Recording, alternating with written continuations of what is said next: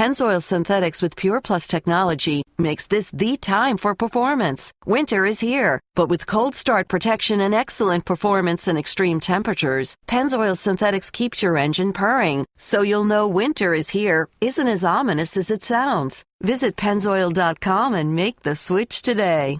And now, Jalen and Jacoby on ESPN Radio. When I pop the trunk, head to death. Y'all pop the trunk, I pop the hood. Now act stupid, I'll pop the trunk. Now give me your He is Jalen Rose. What up, Del? I'm David Jacoby. And on the cool check-in, center stage on the mic. We're Jalen and Jacoby. What do? We give the people what they want.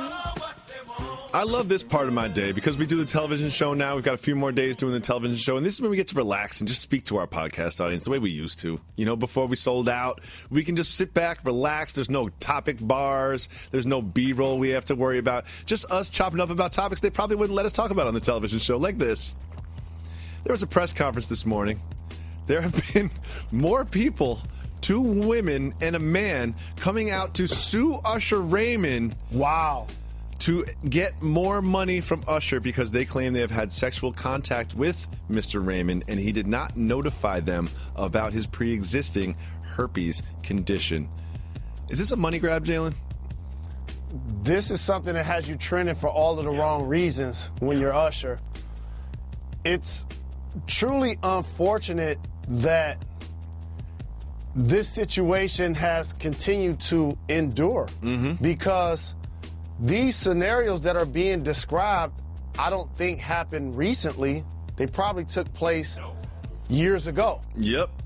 So for them to continue to be something now for public consumption has me wanting to believe it's a money grab. But if you're the person, however, that came across somebody that had an STD and they did not share that with you. And they gave you the STD. You can't be mad at that individual. There's no statute of limitations if you give me something. I think there is. I mean, here's the thing is, but one thing that kind of makes me curious about this is of these 3 people that are now suing Usher, only one of them is infected with this. So it's like, so there's 2 people that are saying, well, he didn't notify me and I'm suing for psychological damages because now I'm thinking about it. Like, I don't really understand. And also, this opens up a weird door because I know that Usher's been married a couple times. I'm just going to go out on a limb. This is just me just sort of guessing. Something tells me that he's perhaps had sexual relations with a lot of people over the last 10 years. You know, I'm just throwing that out there. Who knows? I don't know what Usher Raymond's real personal life is like.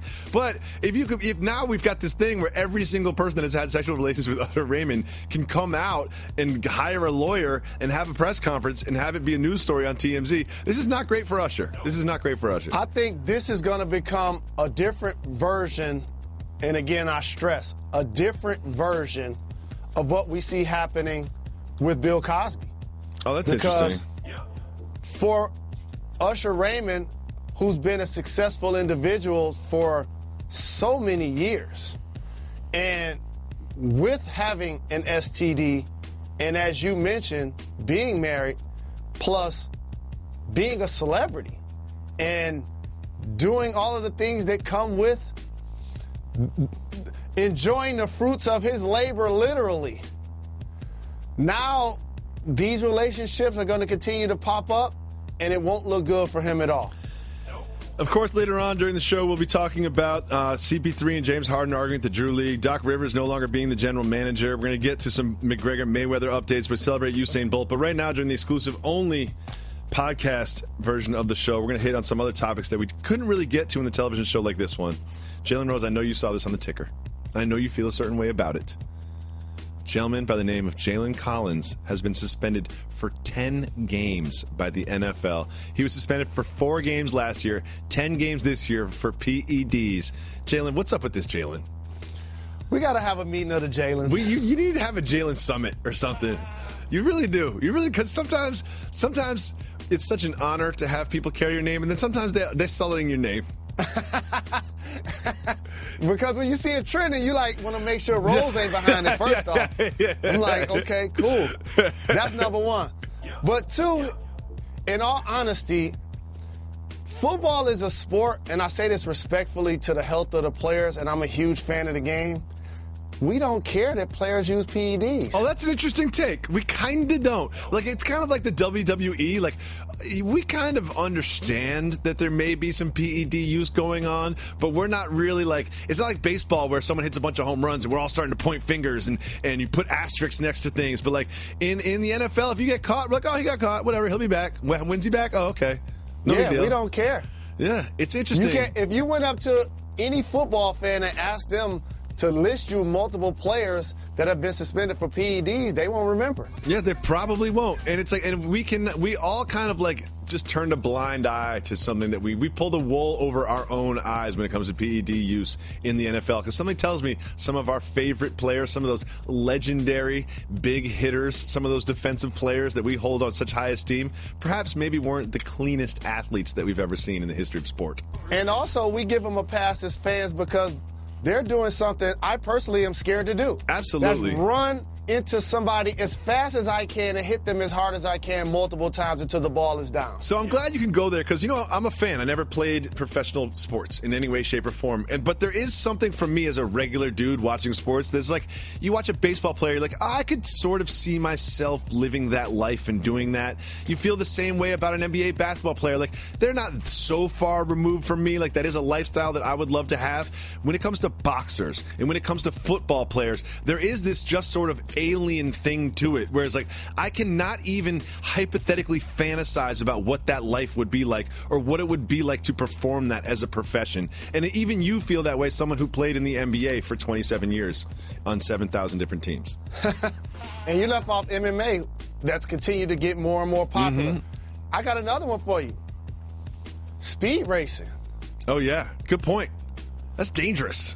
That gets overlooked in this dynamic. We talk about like a football player possibly having a concussion, and yet we say it's like crashing into we say it's like getting a car crash. It's like guess what else is like a car crash? Car crashes. You know what? And you have car crashes at 45 miles an hour. These guys have car crashes at 200 miles an hour. And another thing about a car crash in real life and in sport, it's not always your fault. You know, you could just be doing your regular thing, driving down the track, and all of a sudden there's a pileup in front of you, and now you have to avoid it, and you end up smashing into something. You ruin your $100,000 vehicle, and you injure yourself. Jalen, do you remember Martin Shkreli? Probably don't. He's known as the pharma bro. He's like this guy. He was a rich hedge fund guy. He bought a pharmaceutical company, and then he jacked up the price of a drug that fought HIV. He's like a real life like villain. He's a true villain. He bought the Wu-Tang CD.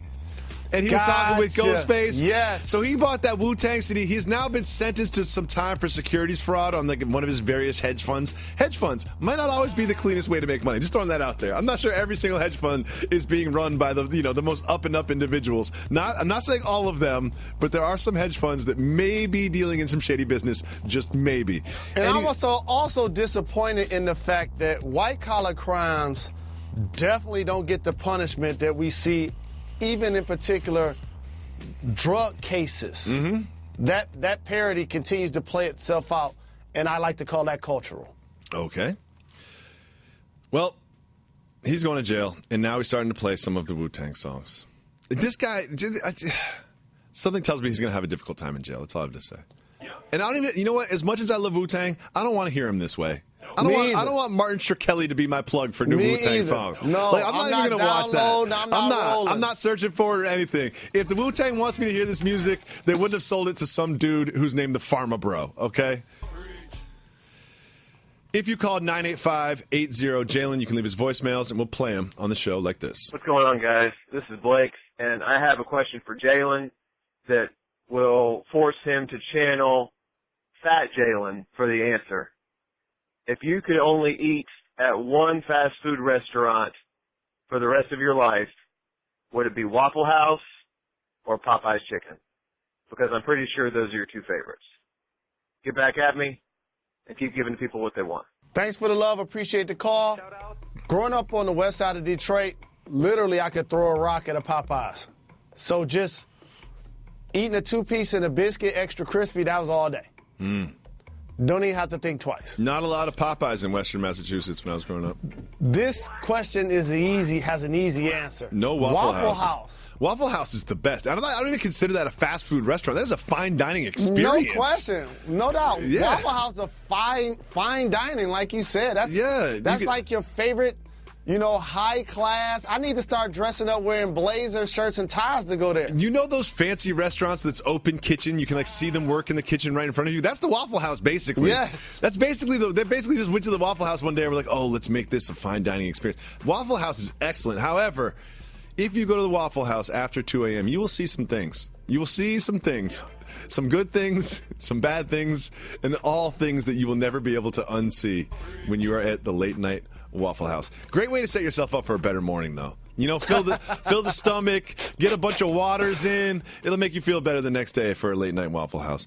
If you call 985-80-JALEN, you can leave us voicemails, and we'll play them on the show just like this. What up, though? Or should I say what's happening from the NO? 4 things rapid fire. Number 1, shout out to Jalen. My 6-year-old son is named Jalen. Shout out to Jacoby. I went to my junior and my senior prom in the minivan. Number 3, do-rag should be worn flap down at the crib, flap up in public. Number 4, the Jazz were originally from New Orleans. That's what the Jazz is. New Orleans Jazz. Check out the uniforms. Mardi Gras colors. Keep getting them checked, and please give me what I want. Great call. I mean, we're going to address all of those things. Number 1, I did get a lot of tweets about the Jazz. I think the Utah Jazz is a terrible name. I understand the history of the franchise. It's not new to me that the Jazz are from New Orleans. Of course, I know the Jazz are from New Orleans. But when you move the team from New Orleans to Utah, you have an opportunity to rebrand it as not the Jazz.